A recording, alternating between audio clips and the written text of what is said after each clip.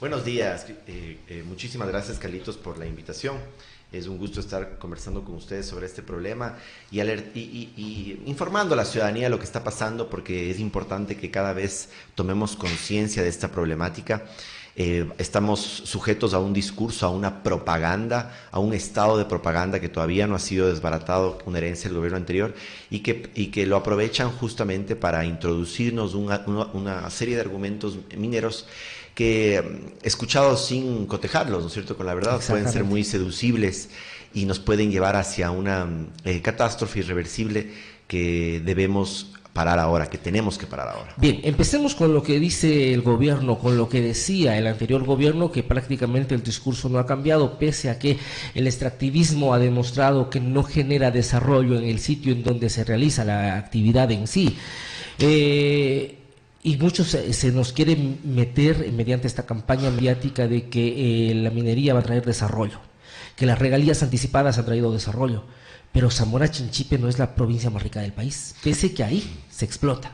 Y sin embargo, Carlitos, el viceministro de Minas, en una reunión la que yo pude asistir la semana pasada, esta semana en Quito, el día martes, afirmaba, digamos, sin sonrojarse, que Zamora es en la actualidad la provincia más rica del país, que él espera jubilarse en Zamora porque los niveles de vida de Zamora van a ser espectaculares.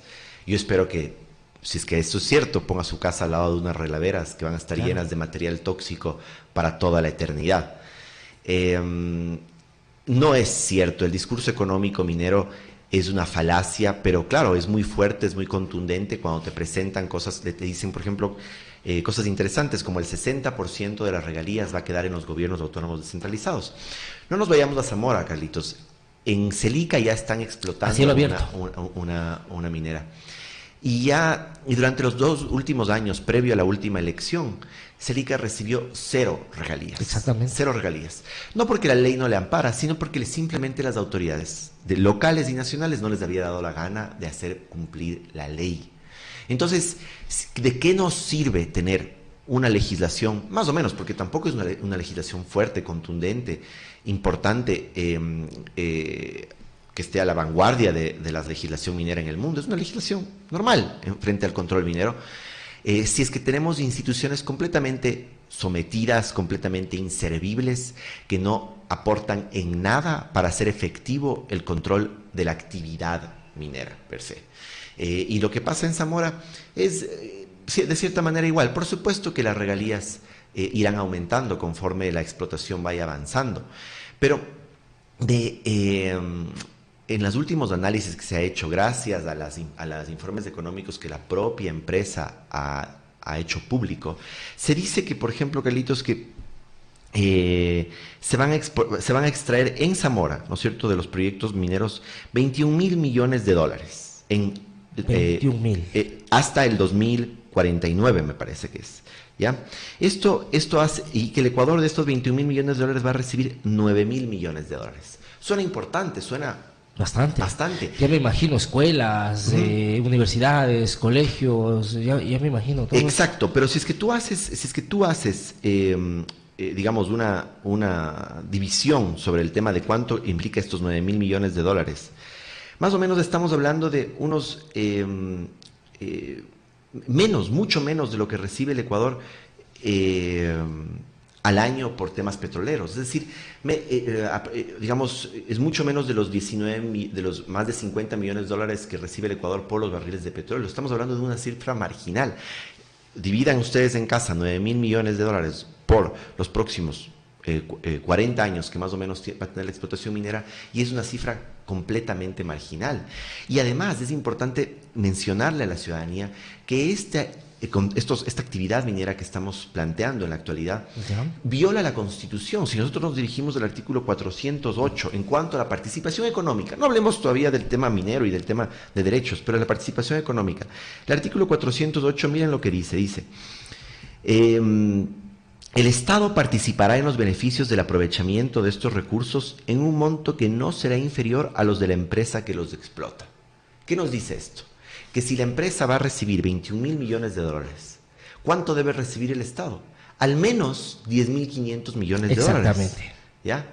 No es digamos, no está recibiendo ni siquiera la mitad de lo que está recibiendo la empresa, violando la Constitución. Por lo tanto, esta paradoja de que va a generar riqueza y desarrollo no aterriza ni siquiera en la práctica y ni siquiera legal. Usted lo ha dicho, Carlitos, los grandes beneficiarios de esta actividad económica van a ser las grandes transnacionales y los funcionarios públicos que se beneficien de la corrupción. Y de los famosos contratos y sobreprecios. Mire que hay recién en Zamora Chinchipe, el 4 de junio, para ser exactos, estuvo el vicepresidente Otto von der Hosner, estuvo el ministro y otras autoridades. Ahí hicieron público la nueva política minera del país. ¿Y qué es lo que se dijo?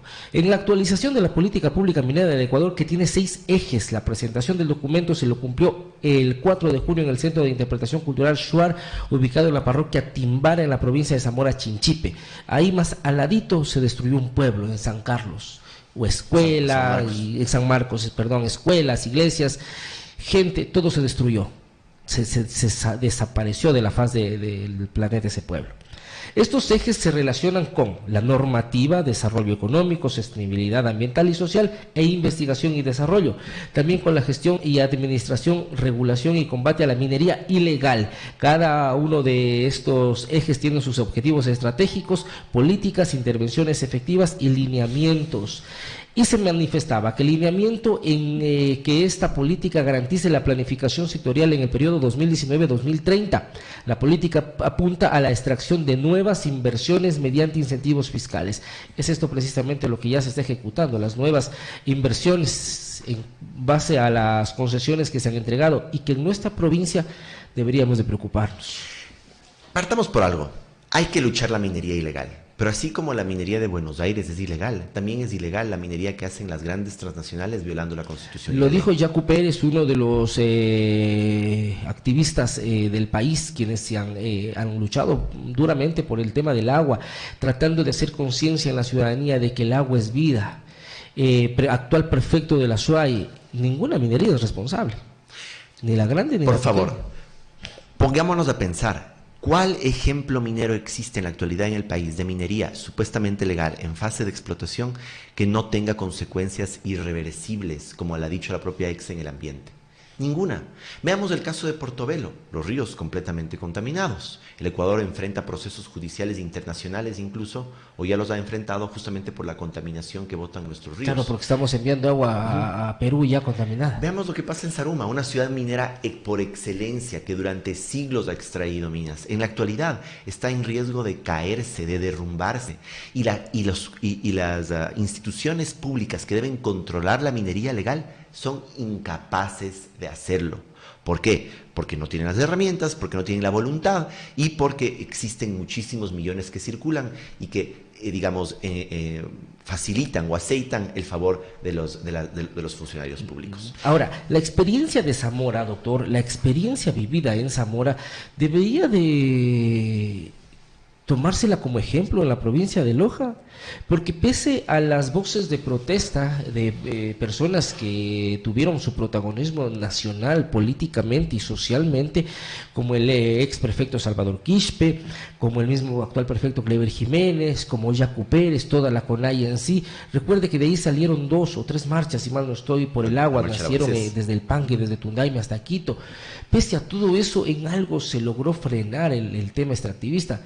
Pero salieron las autoridades y ya se dio paso, hace pocos días nomás ya se anunció la fase de extracción. Bueno, es verdad, pero hay que entender que la agenda extractivista minera en el país se impuso a sangre y fuego en Zamora. Claro. A sangre y fuego. Es decir, tenemos un pueblo el pueblo de San Marcos, que fue desalojado a sangre y fuego. Desapareció, lo desaparecieron. Que vivían ahí, iglesias construidas ahí, parques, niños que jugaban ahí. Todo eso fue arrasado con la finalidad de construir el campamento minero. No nos olvidemos de José Tendetza. Claro. José Tendetza fue un líder shuar asesinado. Lo mataron por oponerse a la empresa minera. Esa investigación judicial no ha tenido hasta el momento ningún resultado. Entonces, digamos, esta sensación de que arranca exitosamente una empresa minera a explotar en el Ecuador, no es una historia feliz.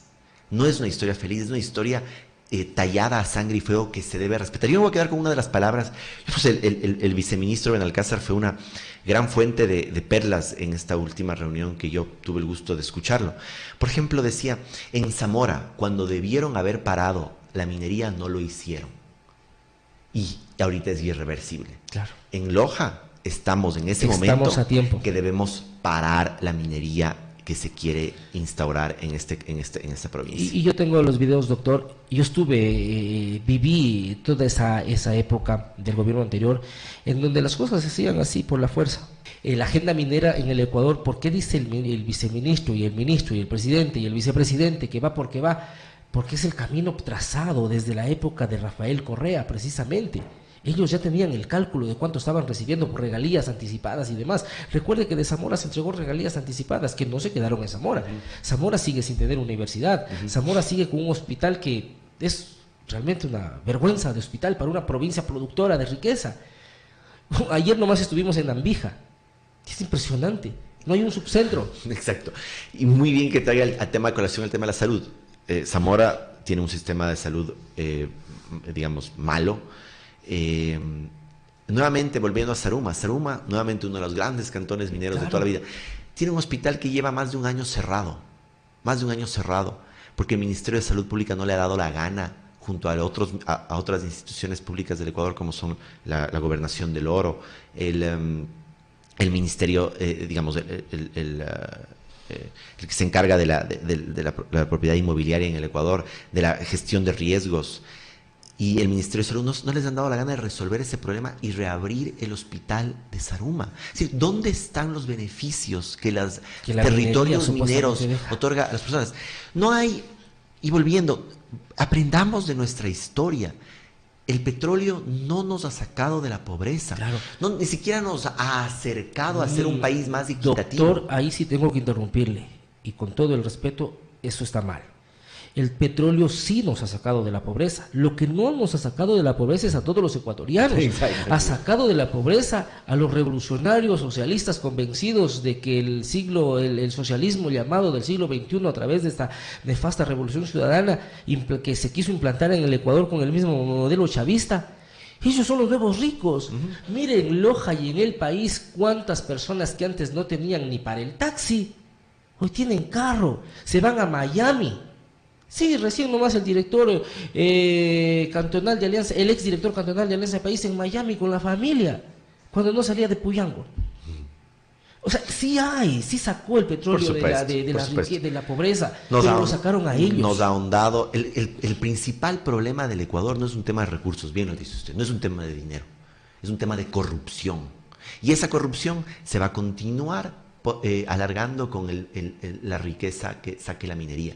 Mire, durante los varios booms petroleros que ha tenido el Ecuador durante este tiempo, no hemos sido capaces, sino hasta hace 35 años, de otorgarle a Gualel una vía que ni siquiera es asfaltada. Gualel, ahora, que es la parroquia que está en el ojo del huracán, entre otras parroquias para la explotación minera aquí en Loja, no tiene una vía asfaltada a su centro poblado. Claro. ¿Y qué es lo que les dice el Ministerio de Minas? Pero si ustedes nos permiten la minería, entonces ahí sí les vamos a dar el asfalto. Entonces empiezan con el chantaje. Y todas las obras viales que equivocadamente algunas personas querían vendernos la idea de que miren que tenemos con la Revolución Ciudadana, vías asfaltadas, vías que con sobreprecio fueron inclusive pavimentadas, no fueron pensando en la gente que necesita sacar sus productos. Fueron pensadas para todo este gran proyecto, esta agenda extractivista que nació en el gobierno anterior. Por eso es que justamente se pavimentaron esos accesos, esas vías que van directamente a sacar, o cómo cree que van a sacar el material de la explotación del proyecto Mirador. Necesitan vías.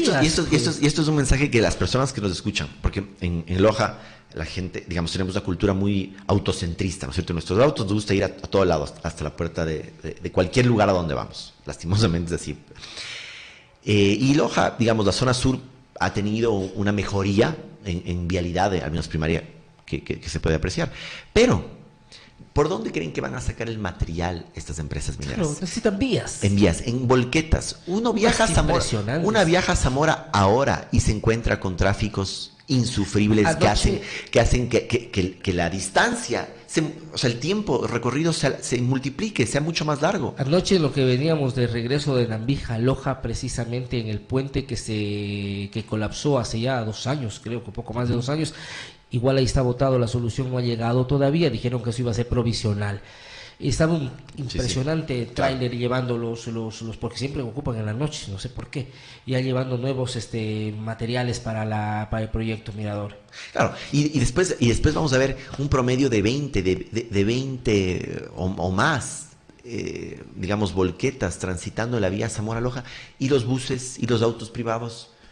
Claro. Esas vías no son para nosotros. Nunca fueron pensadas para el ciudadano común y corriente, para el transporte público y todo, no. Fueron pensadas justamente para que saquen los materiales, las grandes transnacionales mineras que ya están en fase de explotación. Cuando esté en el pico de explotación, olvídense, señores, ustedes no van a poder circular tranquilamente por eso. Y no hay una economía en el mundo, Carlitos, no hay ninguna economía en el mundo que haya salido de la pobreza, salido del subdesarrollo gracias al extractivismo. Dirán, Chile todavía es un país en vías de desarrollo. Chile tiene grandes problemas de desigualdad. Sí, Chile tiene grandes cosas importantes que ha logrado que nosotros no lo hemos podido lograr. Pero ¿sabe cuál es la diferencia entre Chile y Ecuador? Los niveles de corrupción. Y eso hace la diferencia, claro. No la minería. Veamos qué ha pasado en Costa Rica. Costa Rica, un país que no tiene la gran cantidad de biodiversidad que nosotros tenemos, a pesar de que es un país muy rico en biodiversidad, no tiene la biodiversidad que tiene el Ecuador. Costa Rica prohibió la minería en su territorio. ¿Y a qué le apostó con todo? A la inversión en tecnología, al turismo. Claro. ¿Ya? Y a la agricultura sostenible. Y eso es lo que está generando mucho más fuentes de trabajo, mucho más riqueza, mucho más equidad en su economía. Exactamente. Ahora, hay otra situación.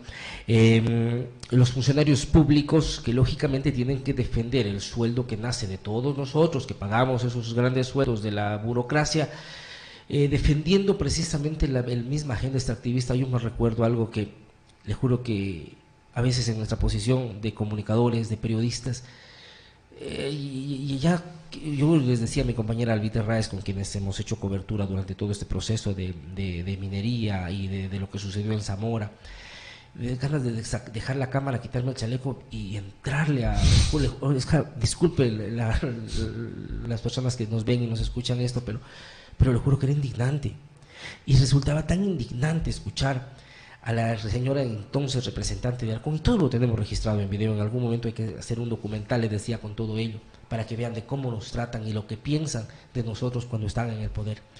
Decían, sí, ustedes son dueños de sus propiedades. Claro, sí, lógico, nadie desconoce eso, el Estado no desconoce, esta es su casa. Pero señor, usted no es dueño de lo que está debajo de su casa, eso es nuestro, es del Estado. Y si debajo de su casa el Estado dice que hay oro, hay petróleo, hay cobre, pues qué pena. Usted tendrá que su casita retirarla porque vamos a explotar. Y sabe, prospección inicial es la fase probablemente la menos invasiva y la menos contaminante de toda la actividad minera. No va a pasar nada en la exploración inicial, pero es la puerta hacia la exploración avanzada y hacia la explotación. Así fue Zamora, señores, es un claro ejemplo lo de Zamora. Así fue. Así pasó, la explotación, exploración, que no sé qué cosa. Oiga, hay otra situación, hay un mandato minero que justamente se lo planteaba para que esté en correlación con aquellos cuidados que en principio se debe de tener en estos proyectos con las cuencas hídricas, los nacimientos de agua, con el ecosistema en sí. Y solo aplicando el mandato minero, el actual proyecto que ya está en fase de explotación ya no debería de haber existido. Sí.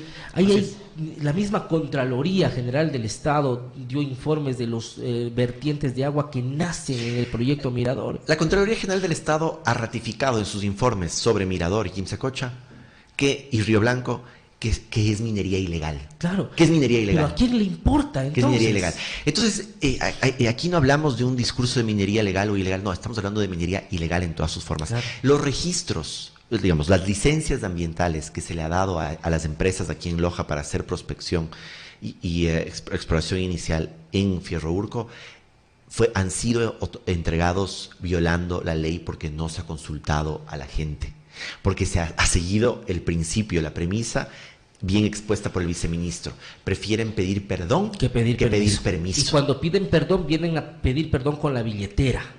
Yo conversaba con Helio Peña ayer nomás, ya extra micrófonos, y me contaba, y es cierto, o sea, eso pasó también en Zamora. Luego de que mataron el ganado con este sonido de los grandes helicópteros que están en esa fase de exploración, ¿qué fue lo que hicieron? Vinieron a pagarles por las reses, pero enseguida, o sea, prácticamente para decirles, miren lo que pueden tener con la minería, tengan la plata en efectivo. ¿Cuántas murieron? Tomen aquí. Sobrevalorando lo que efectivamente cuesta una res. Eso hicieron. Sí, y eso ha pasado también en Loja, es decir, ya les han pagado las restas de las personas.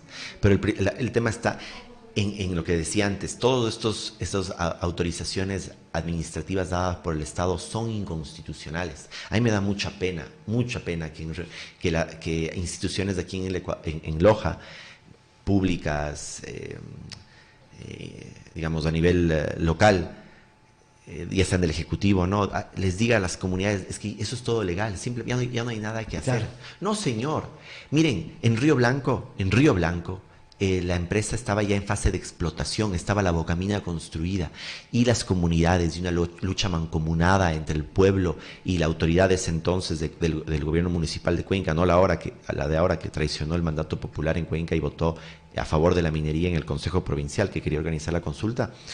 Pero en la anterior administración, junto a las organizaciones civiles, digamos, detrás de ellas, pararon la minería en Río Blanco a través de una estrategia jurídica y social importante, y pararon la explotación minera en Río Blanco. Y luego en Quimsacocha se organizó la consulta y ganaron con más del 90% de la consulta. Y ahora la consulta popular en el Azuay, que va a prohibir la minería metálica en gran parte de la provincia del Azuay.